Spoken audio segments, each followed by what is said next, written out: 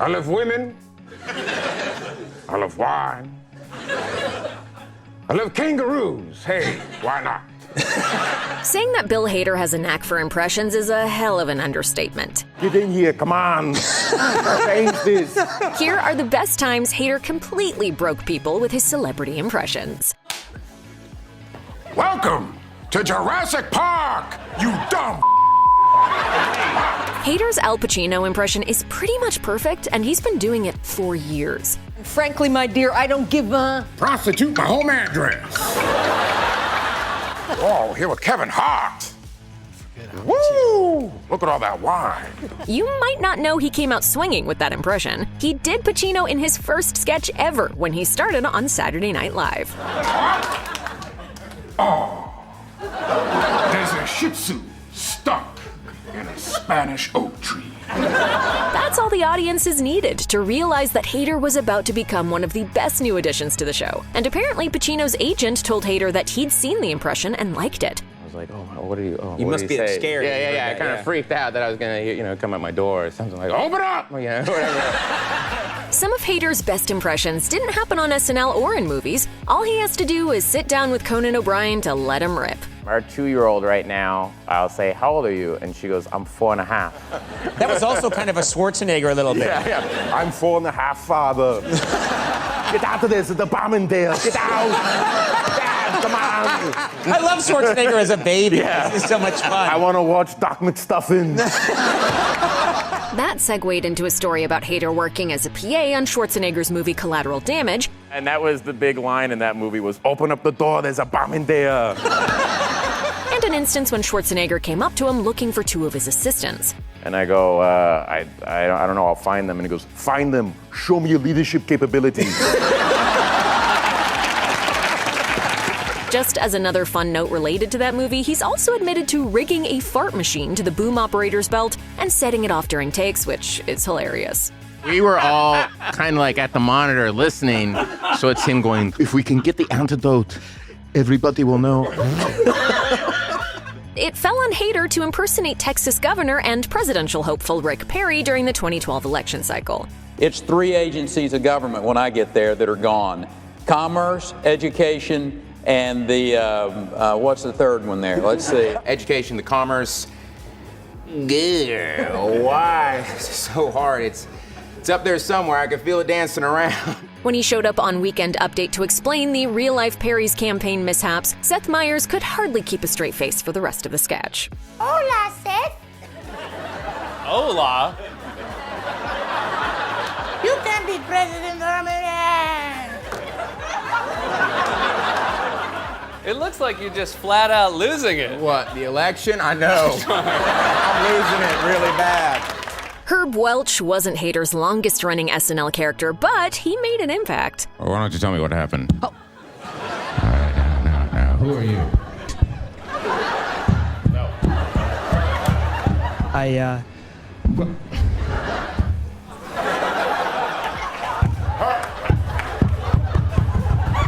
The character had a mix of influences, but there was one specific real-life influence that inspired both the costume and the interactions between Welch and the news anchor in every sketch.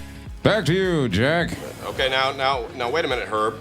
Why don't we ask her a little more about the robbery? Like, what time was it? What's that? This is former Good Day New York reporter Dick Oliver, and, well, it's not hard to see the inspiration. All right, it's back to you, Jim. Ollie, don't let her go away. That's what, does she have a response to that? Is she still there? What's that? And those catty arguments between Welch and the anchor, totally based on reality. I'll give you lessons on how to become a reporter later I'll on. give you some lessons on how to be an editor because I was your boss once. Yeah, you were and are no longer. How did that happen? Put it all together with the mic hits, and Herb Welch was such a ridiculous character that most guests cracked a smile if they didn't outright break. Stay there a minute, okay? Does Dan know what caused the leak? What? Lay it on me, my man. What went down? In a sense, every character Hader did on SNL was some kind of impression. I'm after my child! Oh, here he is. He's right here. And maybe it's cheating, but his impression of a celebrity gossip show host on the Hollywood Dish SNL sketch is too good to leave on the table. More like Scarlett Johansson. Good nickname. Even though it was in the script, Kristen Wiig couldn't keep it together when Hader went all in with his response to the news that Scarlett Johansson doesn't watch Jersey Shore. You know, I've never seen the show, so... In the end, even Johansson broke.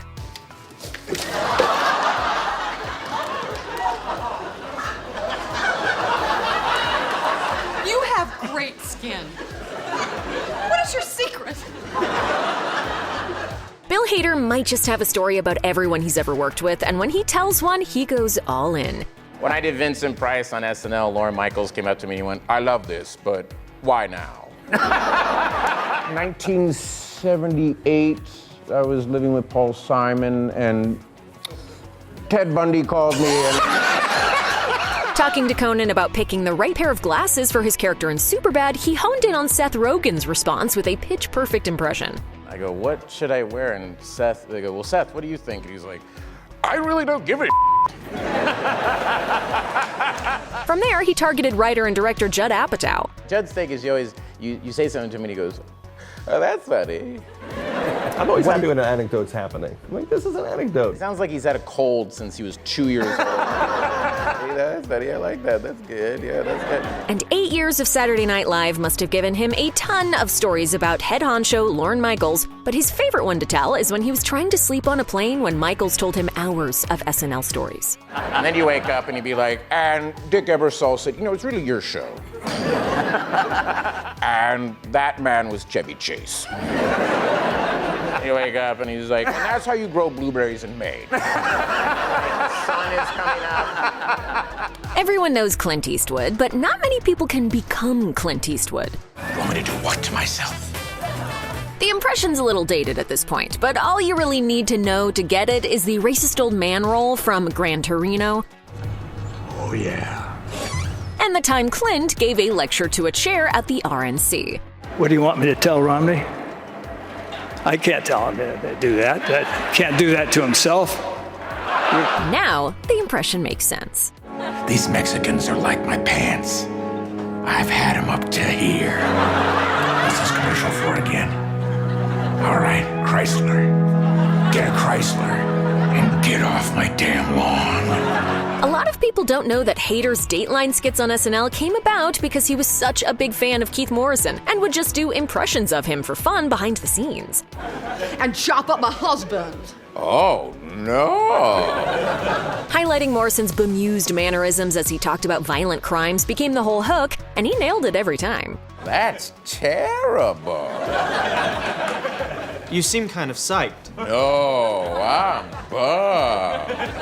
If you haven't watched Dateline in a while, here's the real thing. Someone had crept up on Mark, shot him twice, execution style. But who? And here's Hader.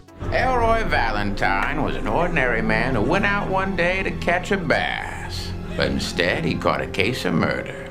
It turns out that Morrison is a fan of Hader's too, and they say never meet your heroes, but this one time it worked out. No one tells a story like Dateline. Or do they? That's so rad. Impressions are great on their own, but doing an impression in front of the person you're impersonating is next level. I can be John Malkovich. I'm sorry? Hello, my name is John Malkovich.